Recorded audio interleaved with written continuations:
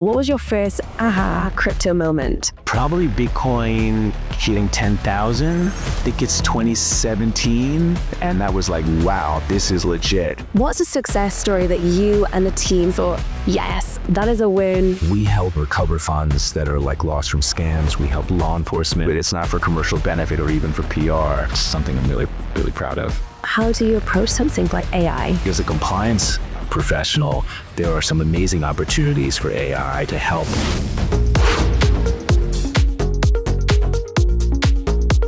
We are back in the Binance TV studios, and joining me now, I have Noah Perlman, the Chief Compliance Officer at Binance. Noah, thank you for joining today. Pleasure to be here. Great to have you, and I'm very excited to speak with you today. A lot of interesting topics to uncover. First of all, I would love to just hear a little bit from you, and you can inform the viewers on your crypto career journey and how you came to start the role here at Binance. So my crypto journey actually begins in TradFi, believe it or not. I spent a fair amount of time in traditional finance at a big bulge bracket bank in New York City.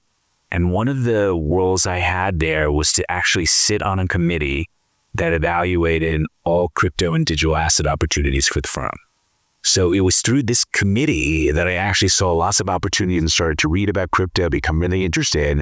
And that was what sort of sparked my interest. And sort of flash forward a couple of years later, there was an opportunity to join a different crypto exchange, also New York based. The timing was right when the mothership, as it were, Binance, came a calling for this, what I believe to be one of the most challenging, if not the most challenging compliance jobs in all crypto.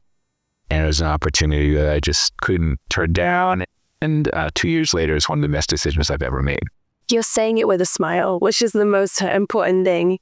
We have to talk about this because Binance has undergone an incredible transformation over the years. And I'm curious to hear from you, working so heavily in this role, how has this journey been for you? It's been fantastic. And you're right, it absolutely has been a journey. And it's a journey that started before I got here. And it's a journey that continues and will inevitably continue after I leave, if I ever do leave. So let me just sort of back up a little and talk about that journey. You know, when Binance started, like a lot of crypto exchanges, there wasn't a huge focus on compliance regulation. And there's a good reason for it. There were no rules. The rules were not clear. There's still a lot of clarity that needs to be made, but there's certainly in those days, even less clarity. And so a lot of exchanges were trying to figure it out as they went along. As the industry started to mature, it became clear that there was a need for rules for compliance. That was something that Binance embraced and started to build out programs, both to address sort of past gaps, but also to make sure we were building a platform that was fit for purpose for the future.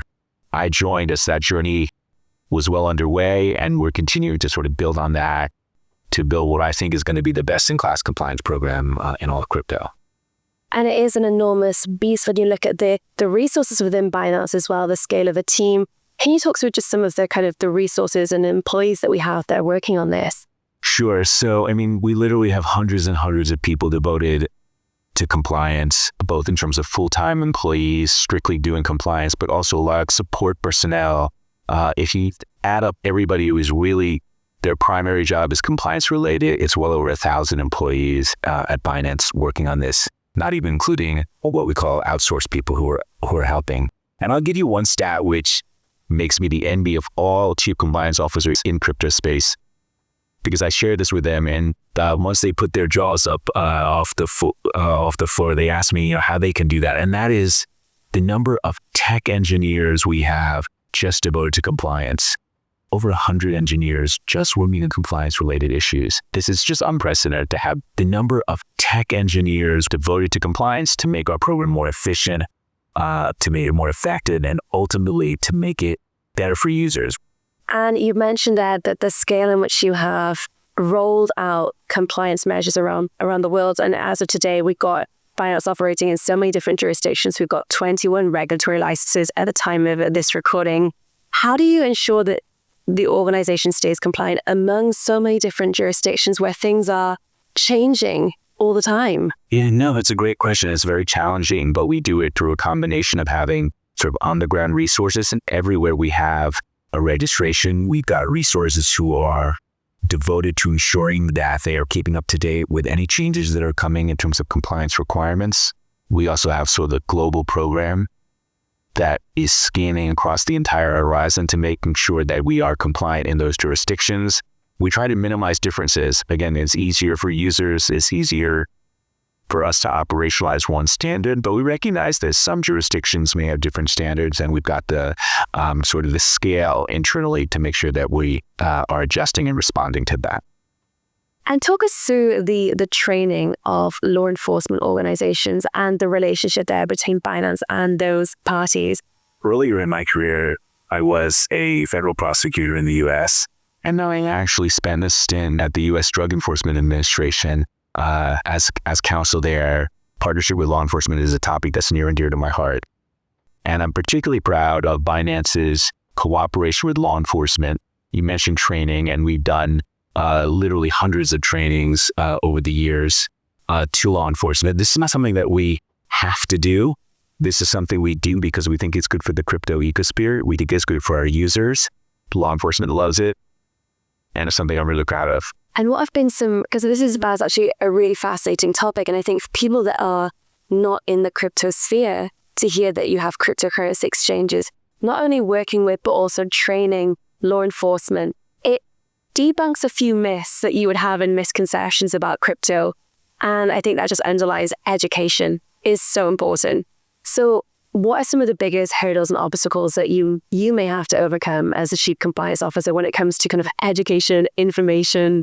It's exactly the right sort of question and topic, because there's still a lot of misinformation, a lot of misperception. Even for those of us in the industry, we think it's so mature and we think all of this stuff goes without saying, but there are still large pockets of people who think, oh, crypto, it's just used for criminals. It's just used for money laundering or to hide proceeds. And it's just, obviously, we know it's not the case. It's actually a really poor method of hiding what you're trying to do, since everything is on a public ledger. So part of it is education, ensuring that we're educating both regulators and law enforcement. There are a lot of very savvy people in law enforcement who know this space very well, but there's some others that don't know it. And so it's our role as sort of industry leaders to help educate. And the way you educate is also important. We have to come with sort of good intent and assume good intent on the other side. Law enforcement who may say crypto guys are just pirates and you're out to no good, just beating them over the head and saying, no, that's not the case. That's probably less effective than really tailing them through how crypto can help their law enforcement investigations, showing them stats. The vast majority of crypto users are doing it for positive purposes. Comparing, I'm not huge about whataboutism, but even comparing the amount of money laundering to traditional finance versus crypto, and of course, it's far greater in traditional finance than it is in crypto, and helping law enforcement sort of come along in that journey is something we take seriously as well. So you spoke about challenges and maybe education being a bridge and a gap and a tool to move forward. There's another kind of buzzword that possibly could be considered a challenge for this year, and that is AI. As we're seeing more AI kind of incorporation within tech platforms, that also maybe questions around compliance and AI integrations. So I'm curious to hear from you when it comes to compliance infrastructure and possibly AI regulations that may come into play. As global regulations continue to move forward for AI, how do you approach something like that? Yeah, it's a super interesting topic. I don't know the answers, but I do know a couple of things that are informed by crypto and the approach there. So what is incumbent upon us in the industry, and as well as regulators, to be really sort of open about what is potentially a problem and what is not. There tends to be narratives that form that may not have actual basis in fact, crypto being a tool of money launderers only. In the same way, we need to make sure that when we're concerned about AI or when we're crafting regulation, obviously we're not going to be crafting regulation, but when regulators are crafting regulation, they are actually addressing issues that may come up and not just sort of scary narratives. I do think as a compliance professional, there are some amazing opportunities for AI to help run compliance programs more effectively. It's stuff that we're actually already at Binance exploring. In compliance, what you want to do is you want to have an effective program that minimizes friction for users. You want smart compliance. AI can really help us. And as I said, we're piloting it in various ways. If it works effectively, it'll be behind the scenes. The user won't even know it's happening, but it'll be a better experience for them. It'll be more effective program for us. And hopefully the regulators will be happy, our users will be happy, a win for everyone.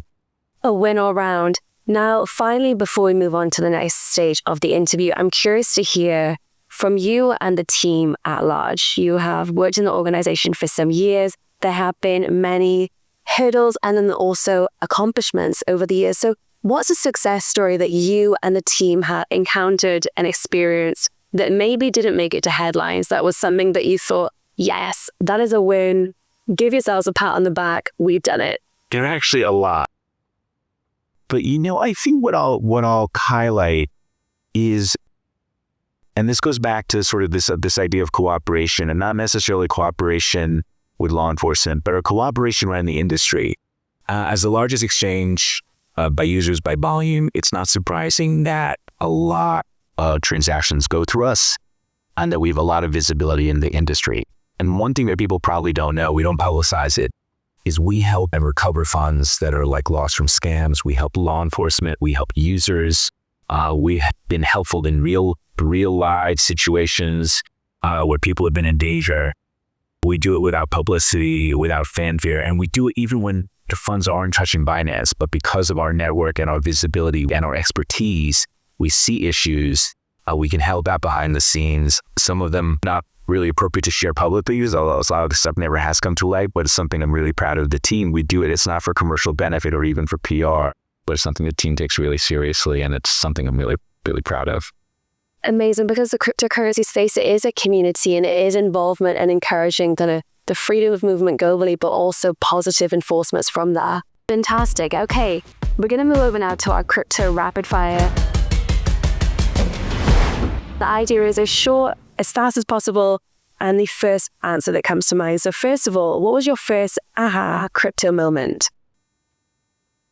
Probably Bitcoin hitting 10,000. I think it's 2017. I could be wrong on that, but that's my recollection. And that was like, wow, this is legit. 10,000. We did it, guys.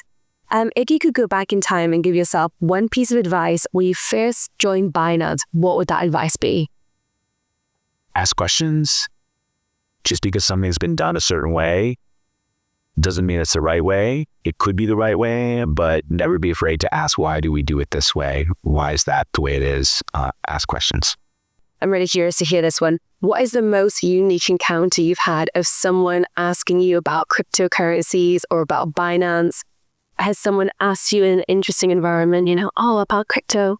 I think probably a driver asking about crypto. But what was unique about that, or at least what eye-opening, is not just, tell me about this Bitcoin, really getting into feelings of, DeFi, protocols, really technically having a lot of knowledge.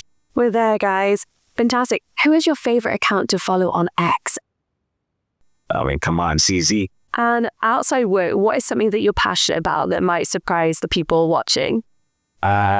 In my older age, I'd become really passionate about animals, dogs in particular.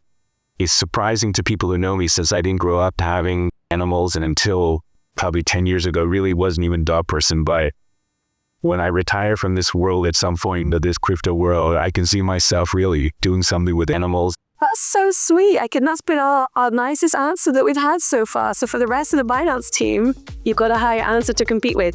Noah, thank you so much. This has been such an amazing conversation. I've definitely taken a lot away. If you have not yet already, do make sure to subscribe to the channel to not miss the next one.